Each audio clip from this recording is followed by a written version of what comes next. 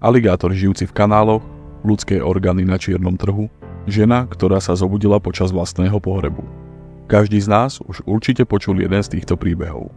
Príbehy desivé aj romantické, komické aj smutné, o duchoch, démonoch, mimozemšťanoch a údajne neexistujúcich tvoroch. Tieto príbehy sa volajú mestské legendy a vy sa so mnou môžete započúvať do tých najlepších legend z celého sveta.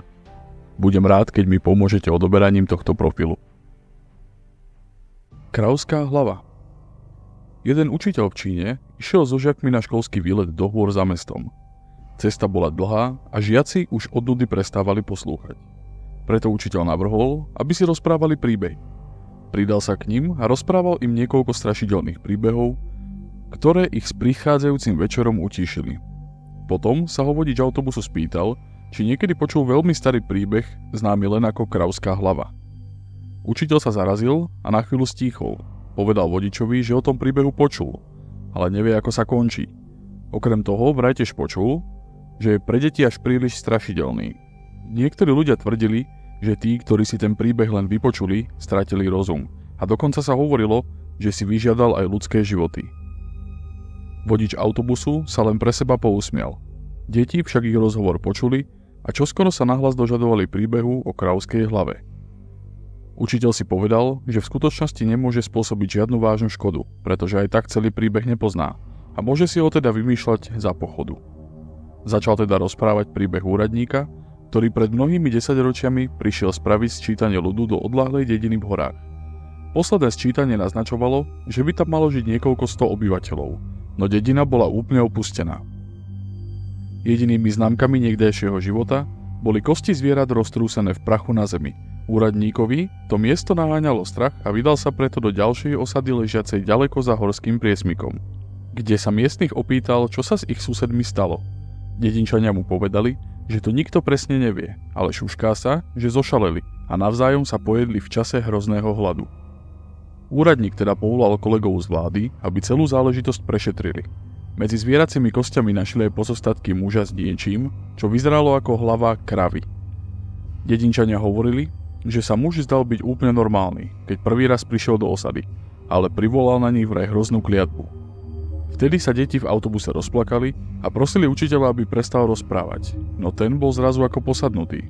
Už sa nedokázal ovládať a pokračoval v rozprávaní, ako by bol v tranze a hľadel len pred seba. Deti sa snažili zapchať si uši a niektorým sa okolo úst vytvorila pena. Snažili sa zdvihnúť zo sedadiel, no ruky mali akoby pribité pozdĺž tela. Učiteľ s neprítomným pohľadom pokračoval v rozprávaní príbehu, ktorý bol s každým slovom ešte desivejší. Posledné, čo si deti pamätali pred tým, než stratili vedomie, bol pohľad v očiach ich učiteľa. Keď o mnoho hodín neskôr našiel odstavený autobus okolo prechádzajúci vodič, učiteľ aj všetci žiaci boli stále v bezvedomí. Trvalo niekoľko dní, kým sa prebrali, no učiteľ upadol do hlbokej kómy, z ktorej sa už neprebral. Vodiča autobusu už nikdy nikto nevidel. Žiadne z detí v autobuse, ktoré počul príbeh o kráľovskej hlave, sa ho už nikdy neodvážilo rozprávať. Dokonca ani jedno druhému. Kto prežil? Jedného slnečného letného dňa šiel mladý pár na výlet na pobrežie. Vyrazili z mesta a uberali sa romantickou krajinou po kľukatých cestách medzi kopcami. Keď si všimli ženu pri ceste, ktorá na nich mávala, aby zastavili. Vyzerala skľúčene a šaty mala celé od krvi, takže okamžite zastavili, aby sa jej spýtali, čo sa stalo. Nedokázala zo seba dostať ani slovo.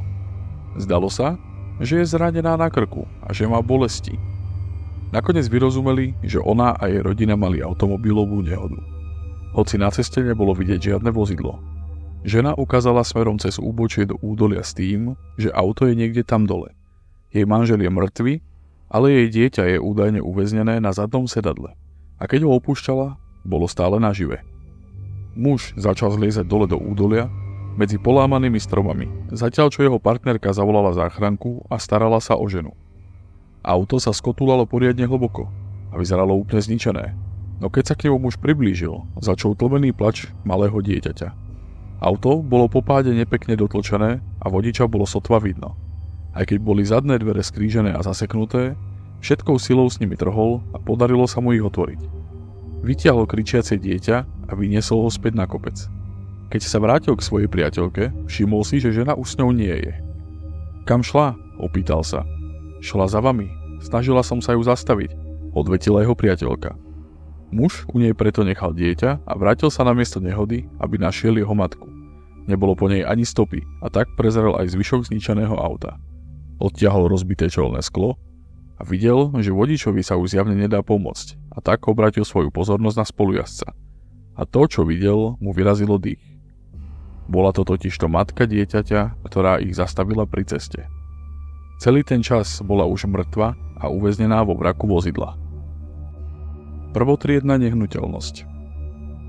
Jeden veľký, pekný rodinný dom Amityville v štáte New York skrýva tajomstvá. Napriek miestnemu realitnému boomu zostal celé 10 ročia neobývaný. V roku 1974 v ňom jeho majiteľ zavraždil celú rodinu. V spánku zastrelil loveckou puškou ženu a 3 malé deti. Počas súdneho procesu sa obhajová snažila, aby bol vyhlásený za nepríčetného v čase vykonania vražd, pretože tvrdil, že ho ovládli podivné hlasy. Patrili údajne predchádzajúcim obyvateľom domu a na hrozný zločin ho naviedli. Psychológovia sa však nezhodli na tom, že by muž bol šialený.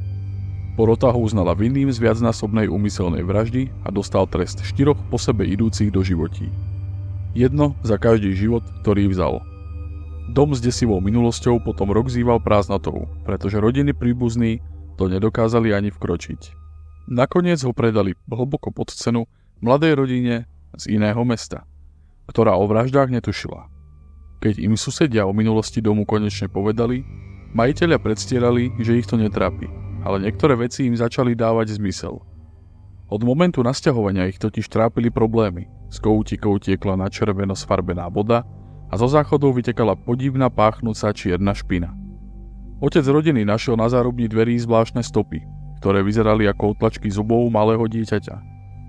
Jeho vlastné deti však popreli, že by s tým niečo mali spoločné. Všetci členovia rodiny tvrdili, že v noci zvykli počuť hudbu vychádzajúcu z neznámeho zdroja. A čo bolo najčudnejšie, najmladšia dcéra začala byť posadnutá imaginárnym priateľom, ktorého opisovala ako prasa. Rodičia neverili na duchov ani na nadprirodzené úkazy, no ich deti odmietali chodiť v noci na poschodie a tak zavolali kňazov, aby vyhnal všetky zlé sily. Hovorili si, že v dome je bezpečne a robia to len preto, aby upokojili deti. Keď kňaz prišiel, bol pokojný a priateľský, no keď požehnal miestnosti na poschodí, vrátil sa značne rozrušený a odišiel, kým vôbec vyháňanie dokončil. Rodine povedal, že hoci v dome nestraší, v žiadnom prípade by nikto nemal spať v 3. spálni.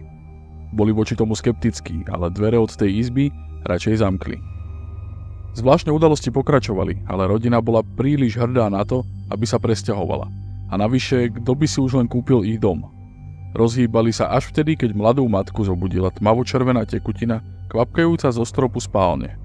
Rodina sa ešte v tú noc odsťahovala do motelu. Vydržali v dome len 6 týždňov. Nikoho v okolí to vôbec neprekvapilo. Niektorí dokonca poznamenali, že si všimli, ako sa nový majiteľ nápadne podobá tomu vrahovi. A vtipkovali, že utiekol práve včas. Čím však zachránil svoju rodinu. Školský autobus.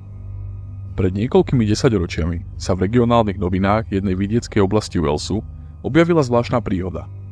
Školský autobus viezol deti domov v posledný deň pol roka a prechádzal ako obvykle cez železničnú trať vedúcu do hôr. Vodič železničný prejazd nemal rád, no zatiaľ sa našťastie vždy zaobišiel bez nehody. Tento raz mu to však nevyšlo. Skapal mu motor a autobus zostal stáť priamo uprostred kolejníc. Ako sa vodič snažil znovu naštartovať, začala sa naplňať jeho najhoršia nočná mora. Z diaľky k nemu dolahol hluk prichádzajúceho vlaku. Už po niekoľkých sekundách cez okno zbadal nákladný vlak. Inštinkt mu radil zachrániť deti a tak vyskočil z autobusu a rozbil sklo núdzového východu. Ako posledné počul strašný hluk márne škrípajúcich brzd lokomotívy a krik detí, ktoré vyskakovali z autobusu. A posledné, čo uvidel, bol rušnovodič v kabíne nad ním, ktorý si zakrýval oči a čakal na neodvratiteľné. Vlak autobus úplne zničil, no akýmsi zázrakom prišiel o život iba vodič autobusu. Malá banínska obec začala časom na nehodu zabúdať, no potom sa v tých istých novinách objavil nedávny príbeh. Správa uvádzala, že starší učiteľ na dôchodku prechádzal cez ten istý železničný priechod, no jeho auto zostalo stáť na kolejniciach. Začal panikáriť a jeho panika ešte vzrástla, keď márne šmátral po zapínaní bezpečnostného pásu. Pás sa mu síce rozhodnúť podarilo, no z auta už utiec nestihol. V momente, keď otváral dvere, pocítil, ako sa auto pohlo, ako by ho niekto zozadu tlačil, a v zápätí si uvedomil, že vlak s húkotom prechádza tesne za autom, až sa zatriaslo. Bol z toho taký otrasený, že musel vystúpiť z auta a zavolať svojej žene, aby ho odviezla domov. Potom skontroloval, či sa nepoškodila zadná časť auta. Vlak ju minul o pár centimetrov. V tom momente si však všimol aj stopy na kufri auta. Krvavé otlačky rúk. Muž sa vystrašene rozhliadol, no nikto iný na dohľad nebol. Dnes sme si povedali príbeh o školskom autobuse, ktorý akoby zázrakom až na vodiča celý prežil. Vodič však na tomto priecestí dáva dodnes pozor, aby sa už nikomu nič nestalo. Rovnako ste počuli príbeh o žene, ktorá privolala pomoc pre svoje dieťa. Myslíte si, že materinský inštinkt je až tak silný, že dokázal okabátiť smrť?